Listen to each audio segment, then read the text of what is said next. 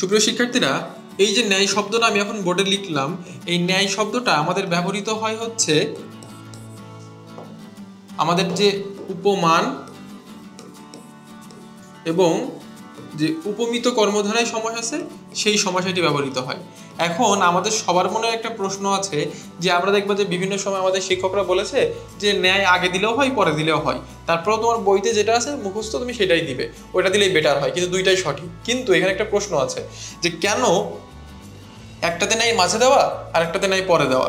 শোনো, যেটি হচ্ছে দূরের বস্তু হয়, দূরের বস্তু তার সঙ্গে সবসময় ন্যায় বসবে। যেমন আমি যদি বলি যে মুখ চন্দ্রের ন্যায়, তাইলে এখানে বলো দূরের বস্তু কোনটা? অবশ্যই চন্দ্র, এই জন্যই চন্দ্রের সঙ্গে ন্যায়টা বসেছে। এখন দেখো এই যে ন্যায়টা, তুমি এই ন্যায়টা তো মাঝেও দিতে পারো, তাই না? যে মুখে, আচ্ছা দাঁড়াও, এটা আমরা কিভাবে লিখতে পারি যে চন্দ্রের ন্যায় মুখ, চন্দ্রের ন্যায় মুখ। তাহলে এখানে ন্যায়টা মাঝে দিলেও কিন্তু অর্থের খুব একটা পরিবর্তন হচ্ছে না।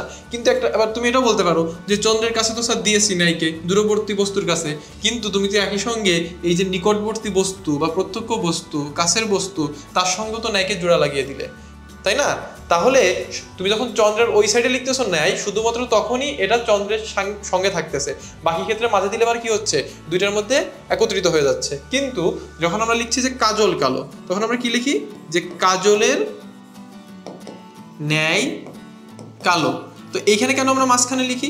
কারণ আমরা একটা কথা বলেছি কি, যে কাজল এবং কালো দুইটাই হচ্ছে সত্য এবং দুইটার মধ্যে একটা সাধারণ বৈশিষ্ট্য আছে, এবং এই সাধারণ বৈশিষ্ট্য থাকার কারণে এটাকে আমরা বলি হচ্ছে উপমান।